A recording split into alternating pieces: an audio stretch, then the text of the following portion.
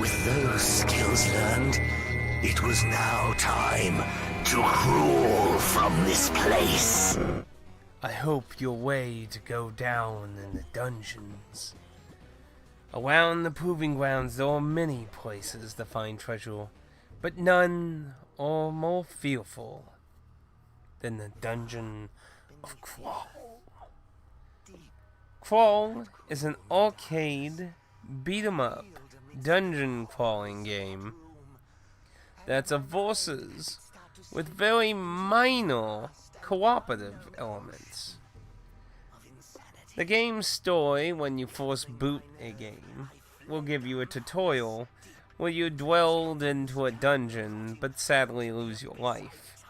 You're told in this dungeon that even in death there's no escape, but a way is found by consuming the humanity of another.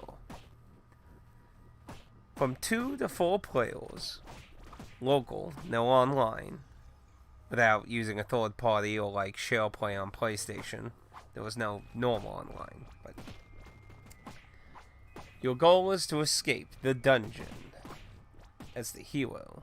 When you're the ghosts, the other form of play, you work with the other ghosts to try and kill the hero, but at the same time undermining, wanting to get that final hit, for it will restore your humanity, and then you get the opportunity to escape the dungeon. So you'll revert between human and ghost form. In human form, you'll be able to gather EXP to level up, necessary to be level 10 so you can fight the dungeon boss. You'll also collect gold, which you can use to upgrade your weapons from different swords, daggers, clubs, archery, magic spells, upgrades to your dodging, and several accessories that can give bestowing different powers between your hero and your monsters, along with stat boosts that will decrease something but increase something. Balancing these will give your character an edge if you do it right. When you die, you turn into a ghost, and the person who killed you becomes the hero. And in this form, you can possess objects, traps to use against the hero to try and deal damage, and at different times you can use pentagons to summon your monsters. When you begin a game, you pick a idol to worship. These idols bestow a different effect on you. Sometimes monsters will be stronger. You can summon more slimes. Your slimes might be buffier. You might actually get a beginning weapon on your hero form, depending on what idol you choose. The idol you choose also depicts what 3 monsters you get to be able to summon at pentagons. Now, as a hero levels up, the ghosts get Wrath. Wrath is the ghosts' EXP, and at the end of a dungeon floor, everyone will be able to spend a Wrath on upgrading their monsters. So as heroes progressively become stronger, all the ghosts will become more powerful with the monsters they can summon. Upon a hero reaching level 10, they can choose to either continue going down the dungeons to try and get better gear, or they can decide to summon a portal in the Wound Room and begin the boss fight. Now, aesthetically, this entire game has a very retro look. It's a little below NES. It has a very kind of toy vibe to me with how the character sprites are made, so it's not very graphically enhancing, but it works for the simple beat-em-up actions, as generally all the characters, monsters, and human have 2 actions: your basic attack and your special, along with obviously moving around. Now, music's pretty decent. I actually find some of the music pretty digging, and sound effects are pretty basic. So overall, kind of nice though. Now, when we get to the boss, of course, wanks up some nice music, but one of my criticisms with this game, outside of the fact that it has no online, being this is what I would describe a party game, a nice versus party game, and outside not having an online mode, which is a huge shame because I would love to pop in this game once in a while and play some different people. But my other big criticism I would have with this game is the fact that the bosses, there's only 3, and they're all very nicely crafted. When a player enters the boss room, the other ghosts can control different parts of the boss to do their damage to try and defeat the hero. Now, the thing I dislike about the bosses is the fact that when you lose. So, in the normal dungeons, when you lose, your humanity is passed around. That isn't the same case in a boss room. When you lose to a boss, that hero's kicked back out and can continue crawling through the dungeon again. The reason I dislike this is because you can only do it 3 times. Now, admittedly, if this wasn't done, you could end up in a loop where it's taking forever for someone to get out, so I kinda understand having an end to that loop. But I find it just kinda disheartening where basically after 3 attempts, regardless of who began each attempt, as a group, you have 3 attempts to go to the final boss of the dungeon. And if all 3 attempts fail, the boss is unleashed from the seal and nobody wins. I feel that's kind of a to me, in my opinion. Especially if you spend like a good 40 minutes. Averagely, a round will be between 30 to 50 minutes. And like I said, it's a good little party game, but I just feel it's kind of disheartening when you go through all that and nobody wins at all. While it offers a little different ending if the different final bosses escape, it's just kind of hurts the replay value when it's the same 3 bosses. And it makes, say you want to do 7 rounds back to back with a group of people. Having the same 3 bosses gives a good chance of having half of those matches possibly be the same boss, and it just kinda kills the repetitive replay value. It's a fun game to do 1 or 2 rounds here and there, but it's kinda hard to do a whole bunch of rounds right after each other when the bosses don't offer a lot of variety. Luckily, as you play the game and go through rounds, you do unlock new monster tiers, new traps, new items that appear in rooms and things that help freshen the game up, so it keeps some new elements being added into the game. But I don't feel like that's enough. I feel like having some more bosses would have been a lot nicer. Now, outside of the main mode, there's the vault that keeps track of all these things that you unlock, you encounter, and meet.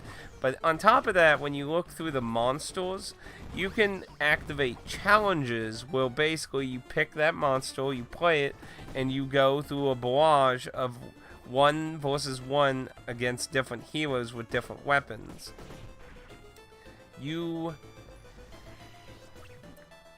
It's just a survival mode, basically. Not a horde mode, I would say, because there's not gigantic waves, but it's just trying to survive as long as you can, killing as many heroes. If you're after trophies and achievements, a number of these are attached to those challenges as monsters. But it's a bit of a side distraction. I like to view it also as a nice way to test out monsters, learn how to use them against different heroes is a nice opportunity to use as well. But outside that, there's not really anything else to do in the game but unlock everything after you play some rounds. It's a fun party game. I definitely recommend it if you have a group of friends local. Now, it's on Xbox, Switch, PS4, and PC.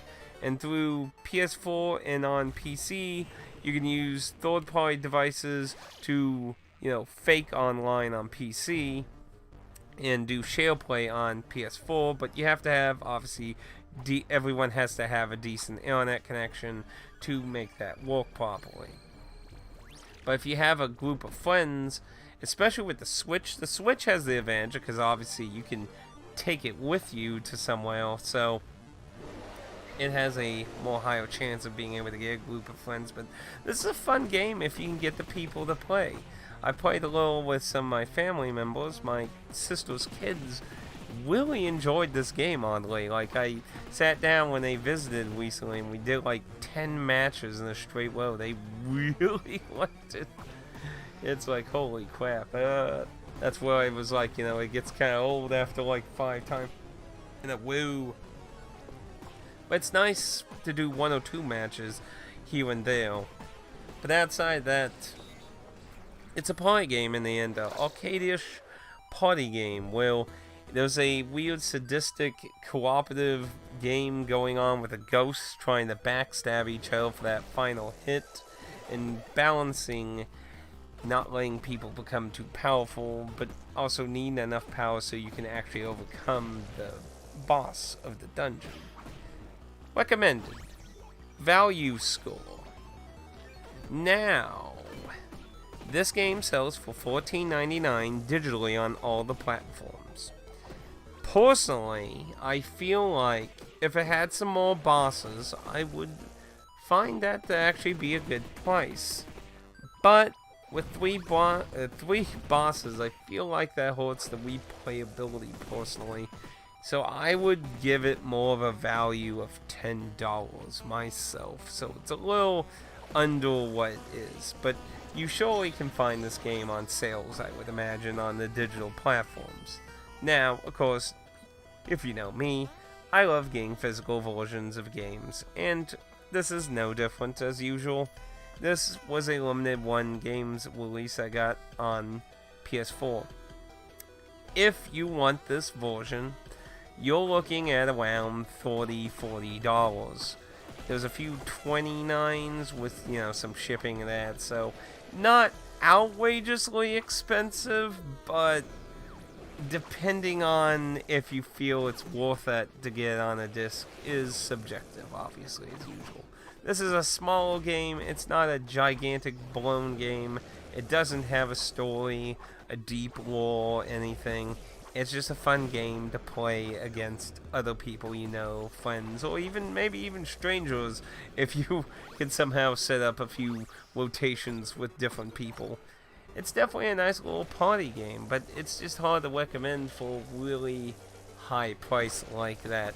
Especially when it's also DRM free on GOG, so you can again get a more owned copy on a sale versus having to deal with other digital platforms where you have no ownership of the game. But that's ultimately your choice on what platform to get. I definitely recommend this game if you have a group of friends to play with. It is important to note, though, you can play this game by yourself offline. Like I said, there is no online, so obviously this isn't like Fallout 76 or Destiny where you can't play without the internet. But there is offline with computer, or you can fill any empty slots that nobody's playing with a computer killer.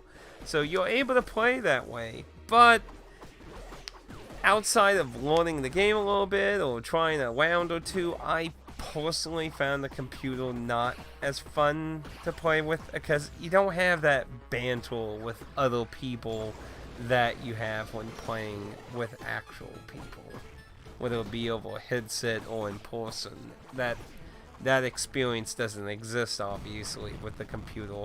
So you can play it that way, especially obviously if you're a trophy hunter, which probably works out for you because there are some trophies to fight like hard AI killers on the PlayStation 4 and that. But again, that's your subjective opinion, that choice if you're like a trophy hunter or something in that regard. In the end, recommend it as a party game. Check it out.